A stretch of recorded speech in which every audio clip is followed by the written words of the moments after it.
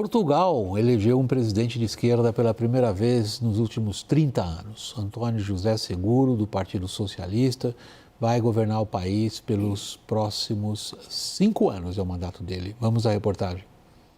Antônio Seguro obteve 67% dos votos, contra 33% de André Ventura. O candidato do Partido Socialista quase dobrou o número de apoios obtidos no primeiro turno. Seguro despontava como alguém que simbolizava a estabilidade. O socialista defende os laços de Portugal com a União Europeia e o fortalecimento de políticas sociais. Ventura, por sua vez, é o principal representante em Portugal da direita nacionalista que vem ganhando força na Europa. Defende mais controle sobre a imigração e um distanciamento da governança da União Europeia. Com uma grande parte do país, da Europa e do mundo contra nós, com Bruxelas contra nós, com todos contra nós, conseguimos ainda assim o melhor resultado de sempre. Não vencemos, mas estamos no caminho dessa vitória. Portugal é um país semipresidencialista.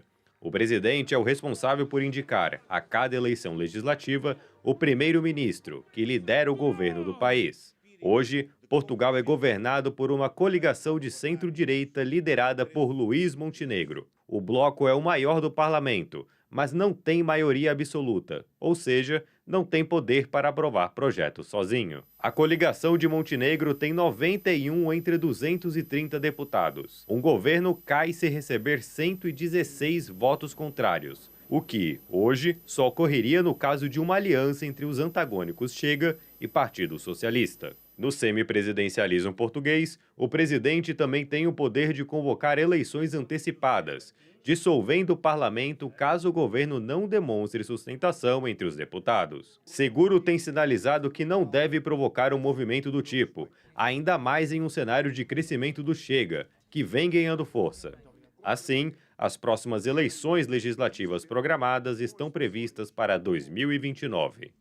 Não serei oposição. Serei exigência. A estabilidade política que defendo é um meio para garantir condições de governabilidade, nunca um fim para manter tudo na mesma. Alberto Pfeiffer, os portugueses eles têm uma maneira jocosa de tratar o próprio sistema político deles. Há uns anos para cá eles batizaram aquilo de geringonça política. A geringonça tem dado a Portugal uma certa estabilidade. Agora, há tendências importantes que a gente teria que analisar nesse momento. É evidente que o presidente, o candidato de esquerda, mobilizou melhor o eleitorado de centro, pouco assustado, com a subida de um partido como o Chega, do André Ventura. Mas a subida deles é espantosa. Eles saem em menos de, deixa eu ver se minha conta está errada, 7 anos, 8 anos, de 1% do eleitorado para 1/3 do eleitorado. O que isso significa? Significa que esta direita, que é contra a imigração, que é basicamente antipática ao projeto europeu, que resgata as raízes nacionalistas, ganha força em Portugal, como ganhou em outros países da Europa. É impressionante a ascensão do Chega. Hoje tem 26% da Assembleia Unicameral, né? Portugal tem só uma casa legislativa, são 60 deputados do Chega, 230 do total, e agora faz 33% da eleição para presidente. O Chega é uma força nova em Portugal, não se alia com a centro-direita, não se alia com a centro-esquerda, com o Partido Socialista, mas que tem tração própria, disseminada por todo o país e que tem representação ou tem alianças com outros partidos europeus da mesma matriz ideológica. Ventura, o presidente do Chega e o candidato derrotado, teve 33% dos votos e ele tem 43 anos, é um político novo, é um político com muita trajetória pela frente, uma figura muito popular. Agora, é o principal elemento e quase que o único elemento de expressão nacional do Chega. Então, o partido hoje centrado nessa figura que recebeu 1/3 dos votos. Tem um ponto interessante no que o Alberto Pfeiffer tá mencionando, chamando a nossa atenção, que é tentar estabelecer esse mix Dorival. A gente conhece, né, veteranos que somos, aquela célebre frase "All politics are local", ou seja, a importância primordial de qualquer política é local, é própria. Mas o Alberto Pfeiffer chamou a atenção para como que essa ascensão do Chega faz parte de uma tendência, como ele nos indica, mais abrangente. A gente consegue mais ou menos estabelecer esse mix entre o que é realmente uma questão portuguesa, da política portuguesa, e aquilo que a gente identifica como grandes tendências internacionais e a sua influência na política portuguesa?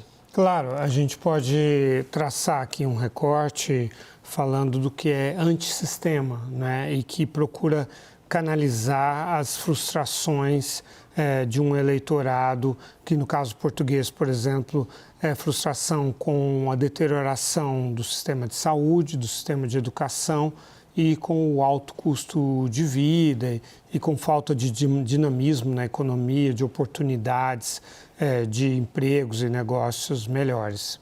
Então, e aí fica fácil para eles culpar os imigrantes, né? Dizer que há uma concorrência aí desleal e também que o sistema de bem-estar social está sobrecarregado pela presença dos imigrantes. E é esse tipo de frustração que esses partidos eu vou chamar eles de nativistas, né? Porque quando a gente considera nacionalista, claro, o termo está correto também, mas até para tirar a dúvida, assim, é um nativismo no sentido de que quer excluir quem não nasceu naquele país ou cujos pais não nasceram no país, né? Então, você tem o Nigel Farage com o Reform UK no Reino Unido indo muito bem, ganhando disputas tanto com os conservadores quanto com os trabalhistas. Você tem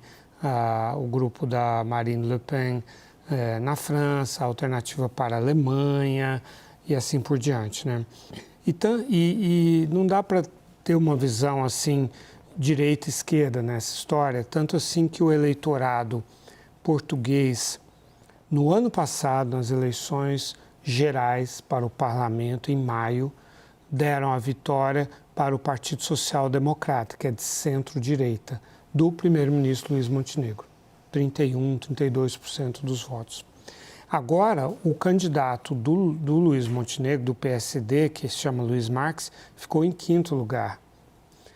Porque em Portugal, a eleição para o parlamento e para presidente são de naturezas diferentes. O eleitor busca um voto mais ideológico, mais de políticas públicas para o primeiro-ministro, para o governo, e no presidente ele busca uma figura mais suprapartidária, menos ideológica, com qualidades mais pessoais, que não encontrou no Luís Marques, que é um cara muito de partido. Então canalizou o voto moderado para o Seguro, António Seguro, que é uma figura que tem essas características, embora seja do Partido Socialista. Então, você tem a clivagem, a divisão, não é entre direita e esquerda, é entre moderados e extremistas. E, ao mesmo tempo, eu vou voltar a insistir nessa questão, porque todos nós, a gente tem uma ligação afetiva com Portugal, que a gente nem consegue sublinhar suficientemente o quanto a gente se sente ligado, né, ao país e aos acontecimentos desse país. Se a gente pegar 50 anos de política portuguesa, nós vamos encontrar figuras, todas elas de uma forma ou de outra, fazendo parte de uma tendência internacional. É difícil entender Portugal moderno sem o que foi a União Europeia, sem o que foi a Internacional Socialista, não a lá antiga dos bolchevistas, mas a Internacional Socialista presidida por um alemão, Willy Brandt, e Mário Soares. E o que isso trouxe de tradições políticas em Portugal? Em termos de integração com correntes políticas internacionais, Alberto. Isso se perdeu ou, ao contrário, nós estamos mudando agora de quais rios de correntes políticas que influenciam? Bom ponto, William.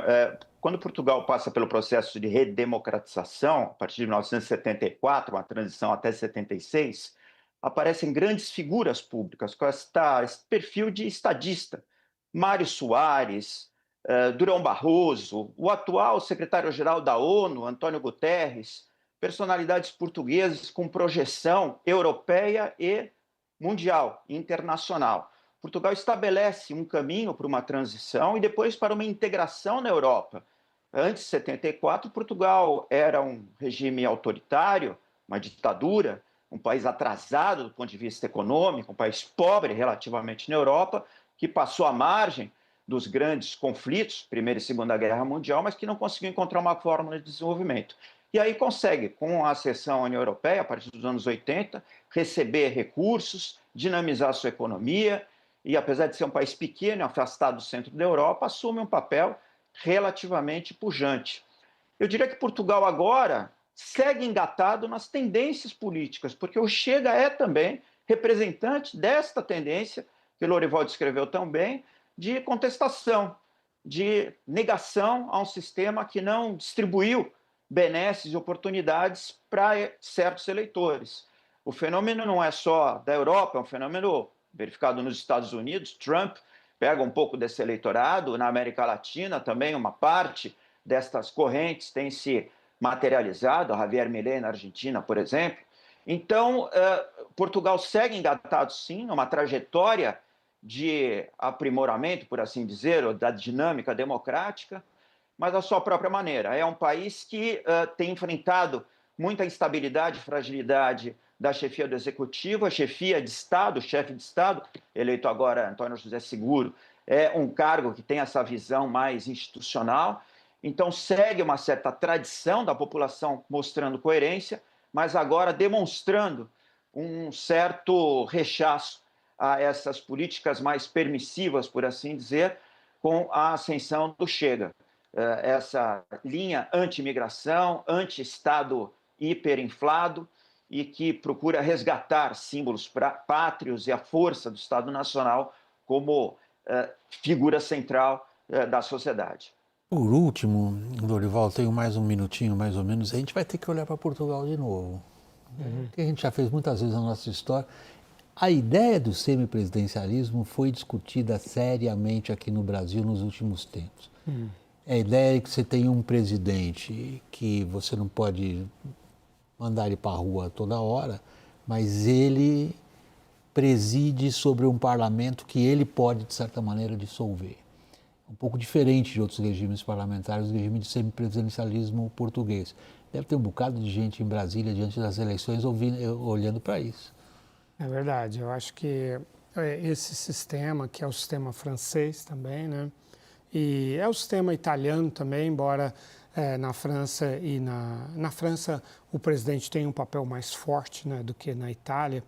O da Itália é mais institucional apenas, mais simbólico. Portugal fica no meio do caminho entre França e Itália, né?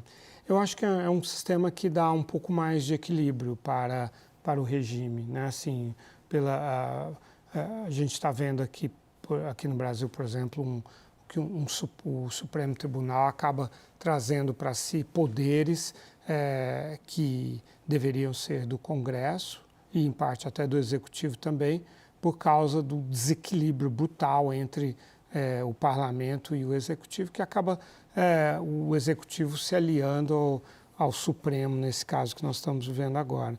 Então, acho que as instituições de governo, que são o Parlamento e a Presidência, no caso desse semipresidencialismo, ficam mais equilibradas e mais bem integradas e levam a colaboração entre elas bem melhor do que no caso do Brasil. Tanto que nesses países a gente não vê nenhum intervencionismo político do Supremo, porque não é necessário, os governos, os poderes que realmente governam estão governando. Lorival e Alberto, eu vou me despedir de vocês daqui um instantinho. Antes, a gente tem um anúncio em causa própria e dedicado a vocês, principalmente. Nós temos enorme orgulho, mais uma vez, de dizer que a nossa página, a página www no site da CNN Brasil, conquistou mais um parceiro de conteúdo. Trata-se do cientista político Renato Dolci. O Renato Dolci atua há mais de 15 anos com marketing digital, análise de dados e pesquisas públicas e privadas de comportamento digital. A gente tem muito orgulho de dizer para vocês, procurem lá, o primeiro texto do nosso Renato Dolci já está no ar, analisando a resposta política que ele constatou nas redes sociais ao show do Bad Bunny durante o Super Bowl agora de ontem, domingo. Confira, a gente criou para vocês essa instância, posso chamar assim, essa página www no portal da CNN, onde vocês têm uma série de associados nossos de produção de conteúdo dedicados exclusivamente para trazer para vocês o que a gente considera análises honestas, profissionais e dedicadas a quem tem que tomar exatamente decisões.